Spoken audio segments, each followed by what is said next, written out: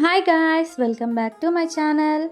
ఈరోజు 2 రోజులైనా గట్టి పడకుండా మెత్తగా ఉండే చపాతీని ఎలా చేయాలో చేసి చూపిస్తాను. ముందుగా ఎవరైనా మన ఛానల్ని కొత్తగా చూసిన వాళ్ళు ఉంటే సబ్స్క్రైబ్ చేయండి. ఇప్పుడు ప్రాసెస్ చూద్దామా. ముందుగా ఒక గిన్నెలో 1 కప్పు గోధుమ పిండిని తీసుకోండి. అందులో కొద్దిగా ఉప్పు, కొద్దిగా ఆయిల్ వేసుకొని పిండికి ఆయిల్ బాగా కలిసేలాగా కలుపుకోండి. మీరు పిండికి ఎంత బాగా ఆయిల్ పట్టిస్తే మనం పిండిని కలుపుకునేటప్పుడు ఉండలు లేకుండా మెత్తగా వస్తుంది. చూసారుగా, ఇలా ఉంటే సరిపోతుంది. ఇప్పుడు పిండిలో కొద్దిగా నీరు యాడ్ చేస్తూ గట్టిగా కలుపుకోండి. నీరు కొద్దిగా పోస్తూ కలుపుకోండి. ఒకేసారి వాటర్ యాడ్ చేయకండి. ఎందువల్ల అంటే పిండి జిగురుగా అయిపోతుంది ఒకేసారి వాటర్ పోయడం వల్ల. దానివల్ల చపాతీల పిండి జిగురుగా అవుతుంది.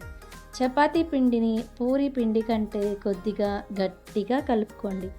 అలా కాకుండా మెత్తగా ఉంటే చపాతీలు అతుక్కుపోతాయి. ఇప్పుడు పిండి ముద్ద పైన కొద్దిగా ఆయిల్ వేసి మరొకసారి పిండిని బాగా కలుపుకోండి.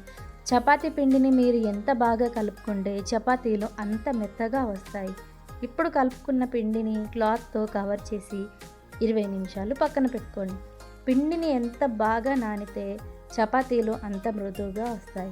20 నిమిషాల తర్వాత పిండిని తీసి మరొకసారి కలుపుకొని కొద్దిగా పిండిని తీసుకొని రౌండ్గా చేసుకొని ఆయిల్ రాసుకోవాలి. అలాగే మరొక పిండి ముద్దను తీసుకొని రౌండ్గా చేసి ముందుగా చేసిన పిండి ముద్ద పైన పెట్టాలి. ఇలా చేయడం వల్ల చపాతీ గట్టి పడకుండా ఉంటుంది. ఇప్పుడు పొడి పిండిని తీసుకొని కొద్దిగా చల్లుకొని పిండి ముద్దను పెట్టి చపాతీ కర్రతో చపాతీని చేయండి. మీరు చేసేటప్పుడు అటు ఇటు తిప్పుకుంటూ అయినా చేయొచ్చు, కానీ ఎడ్జెస్ వైపు నుండి మాత్రమే తాల్చుకుంటూ చేయండి. పిండిని కొద్దిగా తాల్చుకున్నాక ఆయిల్ రాసి పొడి పిండి చల్లి సగంకి ఫోల్డ్ చేసి మరోవైపు కూడా పొడి పిండిని చల్లి ఇలా ట్రయాంగిల్లా చేసుకోవాలి. వీడియోలో చూపిస్తున్న విధంగా చేసుకోండి. ఇప్పుడు మళ్ళీ ఆయిల్ రాసి పొడి పిండిని చల్లుకొని పిండిని మధ్యలో నుండి కాకుండా ఎడ్జెస్ నుండి మాత్రమే తాల్చుకుంటూ రౌండ్గా చేసుకోవాలి. ఇలా ఆయిల్ అండ్ పొడి పిండి చేస్తూ చల్లడం వల్ల 2 డేస్ అయినా చపాతీలు గట్టి పడకుండా ఉంటాయి. మీరు చపాతీని ఒకవైపు నుండి మరోవైపు టర్న్ చేస్తూ కూడా చేసుకోవచ్చు. కొందరైతే పెట్టిన చేయి తీయకుండా చేస్తారు. అలా ఎలా చేస్తారో నాకు కూడా రాదు. పర్లేదు, మీరు నేను చూపిస్తున్న విధంగా అయినా చేసుకోవచ్చు. అలా కూడా రౌండ్గానే వస్తాయి. ఒకటి గుర్తుపెట్టుకోండి, పిండిని మధ్యలో నుండి కాకుండా ఎడ్జెస్ నుండి మాత్రమే తాల్చుకోండి. మీరు మధ్యలో తాలిస్తే ఎడ్జెస్కి పిండి అలాగే ఉండిపోతుంది. చూసారా చపాతీ ఎంత బాగా వచ్చిందో. ఇప్పుడు ఇలా చేసుకున్న చపాతీని మీరు వెంటనే చేసుకుంటూ అయినా కాల్చుకోవచ్చు, లేదు అంటే అన్నీ ఒకేసారి చేశాకైనా కాల్చుకోవచ్చు.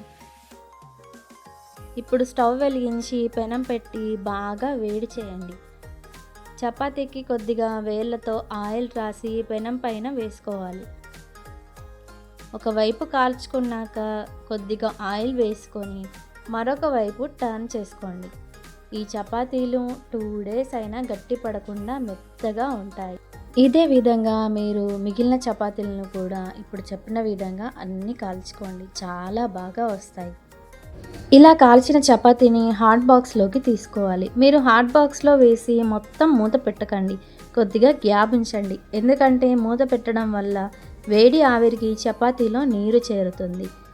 కొద్దిగా మూతని ఓపెన్గా పెట్టుకోండి, అందువల్ల చపాతీలు మెత్తగా ఉంటాయి. నేను చెప్పిన విధంగా ఒకసారి ట్రై చేసి చూడండి, చాలా బాగా వస్తాయి. మీకు ఎలా వచ్చిందో కామెంట్ చేసి చెప్పండి. ఇది ఈరోజు రెసిపీ. మీకు నచ్చితే లైక్ చేసి సబ్స్క్రైబ్ చేయండి.